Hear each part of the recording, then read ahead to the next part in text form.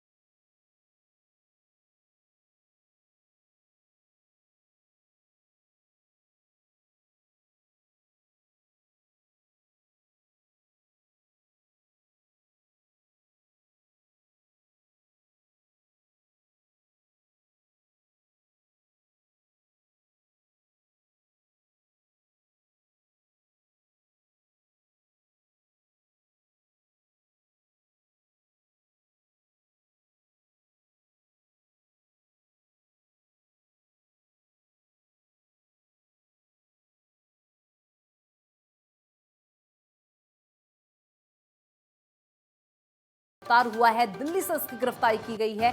तस्वीर आप देख सकते हैं अब्दुल मलिक की। ये वही व्यक्ति है, ये वही आरोपी है, आपको बता दें, जिसका बड़ा हाथ हल्द्वानी हिंसा में था।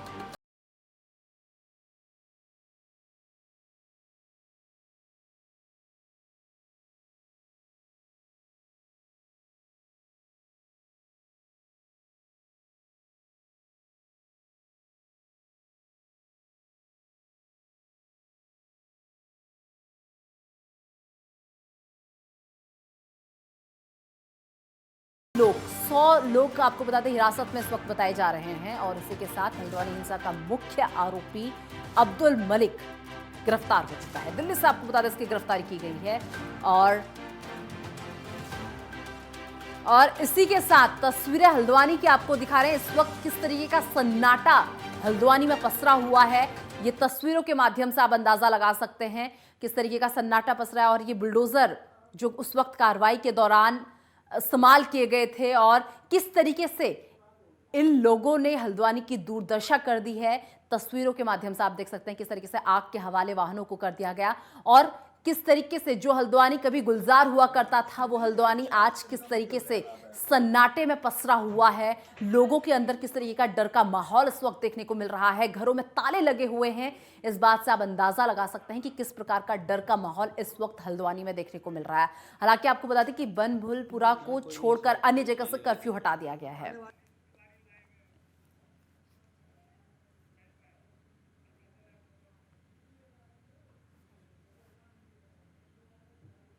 और तमाम जानकारी के साथ मेरे सहयोगी ज्ञानेंद्र तिवारी इस वक्त मेरे साथ जुड़ चुके हैं। ज्ञानेंद्र, मुख्य आरोपी की गिरफ्तारी हो चुकी है, दिल्ली से मुख्य आरोपी को गिरफ्तार किया गया, और क्या कुछ अपडेट मिल पा रहा है? बिल्कुल, देखा जाए जिस तरीके से इस पूरे मामले का जो मास्टर माइंड मलिक था, उसकी गिरफ्तारी दिल्ली से की गई है। उसे हल्द्वानी लाया जा रहा है पुलिस की तरफ से, उत्तराखंड पुलिस की तरफ से। कोशिश यही है कि इससे जुड़े हुए अन्य लोगों की गिरफ्तारियां हों। मुख्यतः अगर हम देखें तो तकरीबन 80 से 100 लोगों को पुलिस ने उठाया था। हाँ। जिसमें कि मुख्य रूप से 5 लोग ऐसे हैं जो कि वीडियो में दिख रहे हैं कि किस तरीके से उन्होंने इस पूरी घटना में उनकी कहीं ना कहीं संलिप्तता थी, और ऐसे में एक बड़ा एक प्लानिंग जो था इनका मुख्य रूप से हाथ था। और खासतौर पे अगर हम देखें तो पुलिस की पहली ये कोशिश है कि किसी भी प्रकार से मुख्य अभियुक्तों की गिरफ्तारी हो, और ऐसे में इस बड़ी घटना को अंजाम देने वाले लोगों की प्लानिंग पहले से जो बताई जा रही है उसको कहीं ना कहीं पर्दाफाश किया जाए, और ये रणनीति किस लिए थी इसको भी उजागर किया जाए। ये प्रथम प्राथमिकता है पुलिस की। मौजूदा समय में अगर हम देखें तो बनभूलपुरा का जो ये घटनाक्रम है, वहाँ आसपास के इलाके में जो सन्नाटा देखने को मिल रहा है, लोग लोगों के घरों में ताले लगे हुए हैं, लोग घर छोड़ के वहां से बाहर चले गए हैं।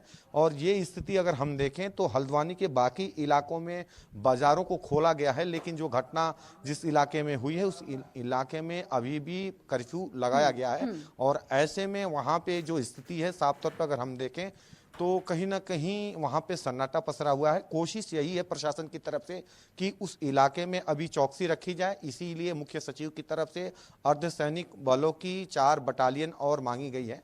और ये कोशिश है कि इस इलाके में सख्ती रखी जाए और उन सभी लोगों की गिरफ्तारियां की जाएं जो इस पूरी घटनाक्रम में शामिल रहे हों, चाहे वो महिलाएं हों, चाहे वो लोग हों जो अराजक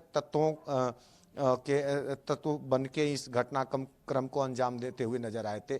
तो कुल मिला के पुलिस की सक्रियता है और जिस तरीके से घटनाक्रम रहा है उसके बाद से ही राज्य के अंदर प्रशासनिक तंत्र पे कई सारे सवाल भी खड़े होने लगे हैं, चाहे वो विपक्ष हो कि आम लोग हो। उन्होंने इस पूरी घटनाक्रम को लेकर जिस तरीके से सवाल खड़े किए हैं सरकार की तरफ से प्रशासनिक कार्रवाई को लेकर कि अधिकारियों को अगर 2 दिन पहले से इस घटनाक्रम को लेकर इनपुट मिल रहे थे तो आखिर इसको बड़ा एक्शन क्यों नहीं लिया गया समय रहते और इस घटनाक्रम को वही बात कर ली जाए। देखिए अभी भी इंटरनेट सेवाएं बाधित की गई हैं, कब तक इंटरनेट सेवाएं बहाल कर दी जाएंगी?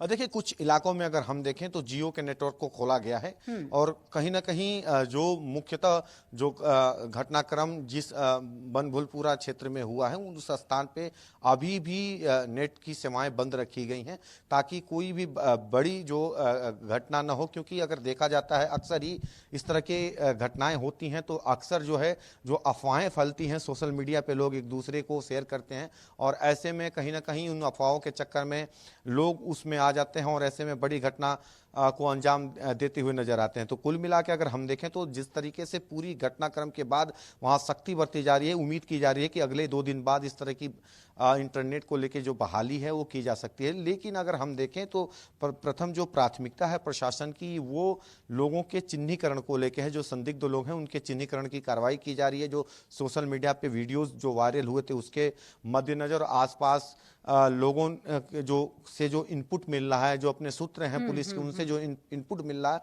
उसके मद्देनजर जो कार्यवाही है वो पुलिस की तरफ से की जा रही है। कोशिश यही है कि जो भी उपद्रवित हैं उन सभी की गिरफ्तारी हो और आइंदा प्रदेश के अंदर ऐसी कोई बड़ी घटनाक्रम न हो, इसको लेके कहीं ना कहीं ठोस इस पे एक्शन हो ताकि एक बड़ा मैसेज पूरे प्रदेश के लिए जाए। जी बिल्कुल ज्ञानेंद्र, ये हम क्या आप या कोई भी ये नहीं सोच सकता कि उत्तराखंड जैसे राज्य में इस तरीके की हिंसा हो सकती है, और खासकर हल्द्वानी की अगर मैं बात करूं तो इस तरीके की हिंसा हो सकती है, कोई भी नहीं सोच सकता।